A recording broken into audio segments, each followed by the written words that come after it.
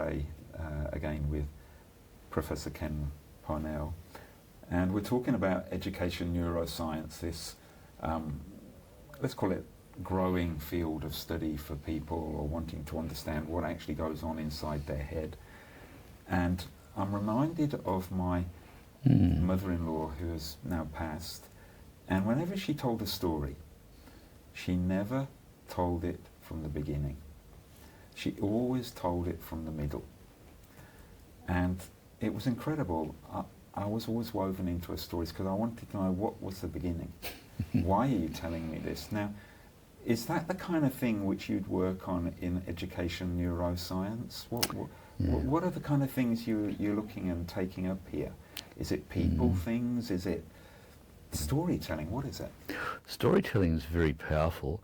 And one of the earliest neuroscientists talking about that, and it's in his book, Professor Louis Cozolino from the United States, he's a psychologist and neuroscientist, has a whole chapter devoted to the importance of storytelling and how brain-friendly that is. How for tens of thousands or whatever years we've sat around campfires telling stories. So it's innate to our psyche, if you like, and it's something that we love. And usually we like a cognitive gap, as you described. I want to discover the beginning or solve the end for myself rather than be explicitly told from the go. And does that connect with kind of brain science and things? Yeah. In what way? What would I be learning new? Yeah, there's an awful lot of new stuff these days, and if you don't mind, I'll just quickly give an overview of our Master of Educational Neuroscience. That grew from my love of cognitive neuroscience, which I developed at the University of New South Wales in the late 80s and 90s and continued on. And I was given free rein a few years ago to develop in a hyper-flexible way, study 365 days a year, do your assessments when you like, all that sort of beautiful stuff, in the different platform of our university in educational neuroscience. And before too long, after a couple of hesitant starts, I said, right, we want a Master of Educational Neuroscience that consists of 7 subjects, the last one being a capstone project, and the grad cert to be half of that, well, half of 7, it's the first 4. So what we did is we said, we've got some really good stuff here. There's no other university in Australia that has these sorts of things. The curriculum design came from a good colleague of mine, even though I've done a lot in curriculum design myself, Dr. Daniel Tegg. And so we followed his stuff very faithfully, and it became a real winner. Could I give you an idea? With our first 4 subjects in the grad cert, the first 4 of the masters, we said, let's take, they're 150 hours each, 600 total. Let's take about 6 hours out of each one and put it in this wonderful platform that's worldwide called FutureLearn. Well, last time I looked, we had 51,783 students. It started in July 2020, and that was just a few weeks ago when I looked at it. When you look at it, we've actually got about 80 pages of some top stuff from us and calling upon resources from Harvard, from Oxford, from Sydney, from wherever, the Queensland Brain Institute and so on. So picking, if you like, the eyes out of the best, the Judy Willises, whoever it is, and making that available, the article, the video, and us weaving words around it to get them to focus and to then use it in their practice immediately. And so it's a matter of not just learning about and delaying, but the instantaneous use and gratification, because you get the dopamine kick then that solidifies the learning.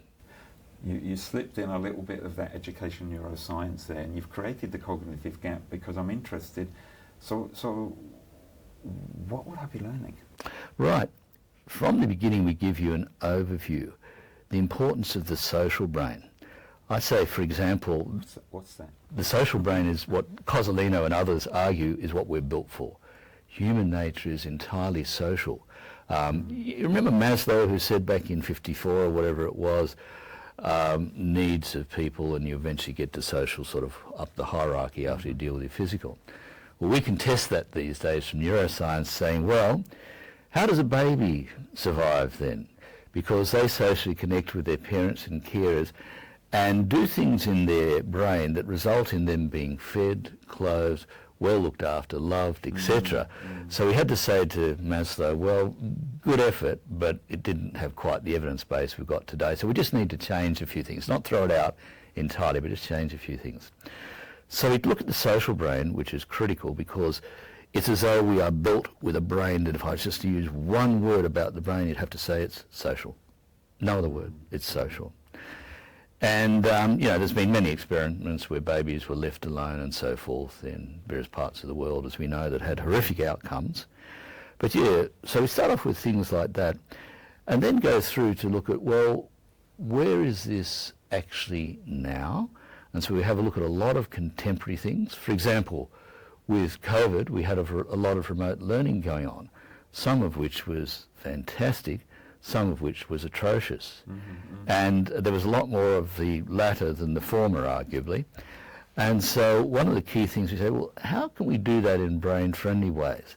And the neuroscientists have actually given us a range of information and tools whereby we could create something that no matter where you were on the planet, you'd be able to work with your students in ways that were meaningful to them in remote and face-to-face if need be, that sort of mixed thing. So would it be a bit like, I know one of our colleagues, Judy Newman, at the beginning of a meeting, she always says, give me one word for how you feel. And then the explanation in that is how you answer forces your brain to think differently. Is it those kind of things as well? That's a simple strategy to start a meeting, because we're usually coming to the meeting thinking of the 5 other things we could be doing now, or I'm not happy with this group, or whatever's going on, you're stressed. And so you might be happy, you might be exuberant, you might be sad, you might be whatever. And just labelling that and speaking it to the group out loud results in you being able to give a label to your dominant emotion at that time. There's about 7 categories of emotions. And that's from psychology as well as neuroscience, by the way, 7. And with that, what happens is that you've confessed that, people are aware of it, and you actually, by putting it to the fore, can then readily change it and participate, become more mindful of being in the meeting with the people, learning from one another and talking to one another in proper dialogue instead of, I'm still thinking about whatever it was. And something's happening in the brain. Yeah, what occurs is that often you're coming in with the more, if you like, base brains. So we actually describe it as the red area, the orange area, and the green area. The green's where you want your thinking to happen, and when you come to a meeting, you're typically in the orange area, which is really being hijacked and manipulated by the amygdala. And so you've got a lot of emotional sort of stuff going on. What you want to have is that blood flow and so forth and the neural firing up in the prefrontal cortex. And by simply calling it what it is, you move from sometimes the red, angry sort of, I'm like a reptile, through to the, well, I can express myself, but I'm still really not here, to I am totally engaged and enthused with what I'm going to participate in now. So it brings you into the moment. That's just one simple one. So if I'm interested, then what I'm going to learn is also immediately applicable to the situations in which I am. I'm guessing that's also the appeal. It's not a kind of knowledge where you take it and you have to think about how you're going to use it. This you can use immediately. Yeah. For example, those many students who are in the Future Learn, some pages of those 80 have, showed my wife one a few weeks ago, and I said, look, Sandra, there's 2,601 positive comments on this. And some are in different languages that I don't respond to, but I pick out a couple usually and make some comment. And usually you'll see something like, wow, I didn't realise that. In the Philippines, for example, we've spent multi-million dollars doing this on auditory and whatever learning styles, and you mean it's actually not true? People learn differently to that? Yes, and you spend a lot of money on it. And we actually explain to them the commercial interests that have driven that and then taken up by bureaucrats and so on without much investigation as to the efficacy. This is going to change the way we actually teach as well, because it's going to affect the teaching profession, without doubt. It does. The learning, which is global and not related just to teachers. Yeah. We've got a situation in Australia where all universities shortly will be required by the body that looks after them in terms of pre-service teaching programs, degrees, to include brain-friendly learning. And that's, to me, brain-based learning, I think they call it. That's what we used to call it. We moved away from that for various reasons. We call it educational neuroscience generally in the world. They'll catch up. But with them, they're going to mandate that that's a requirement for all teachers to learn. Now, what about the many, many teachers who've been out there for some years? They can do the Future Learn courses, they could do the 20-hour social brain one, and get a bit of a good feel. And then if they wanted to, the grad cert of 4 subjects done at their own time, and the masters for a number. So one of the key things, Stephen, that we teach them about, for example, that's of great value probably to our audience, is that most of us, believe it or not, are stressed much of the time. And stress levels, as we read in the media, mainstream social and so forth, are probably at their peak, the highest they've ever been, whether you're a school kid, an adult, whatever. And so we teach them about what's going on in the brain and how to reduce that stress level. And there's many different ways of doing that, and we say, pick one that's suitable for your students. So we say, look, if you didn't have some stress, you wouldn't get out of bed in the morning. You wouldn't do anything. You'd die. You need to have some stress. We actually call that good stress, eustress. And then you have a window of stress, which you all are different. Yours is different to mine and so forth. In the context of the day, it varies. You know, my window's this big or whatever it might be. Likewise for our students. So teachers become managers of the windows of stress of their students. And so we talk about them managing their windows of stress and so forth.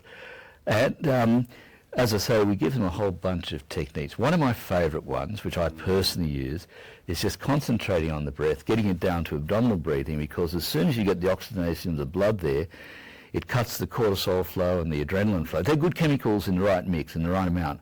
But often when we're stressed, they're up there, cuts them immediately, and can bring you back to the present and feel much calmer. You know how we used to say, count to 10, kid, before you do whatever? Now we say deep breathing for 2 minutes, thank you. Well, whatever technique we've used. And it's interesting, Stephen, because I've got a whole bunch of people, medical practitioners, nurse educators, nurses, medical doctors, business people galore. It's surprising. They do a lot of education in business. And they're saying, using that technique or whatever.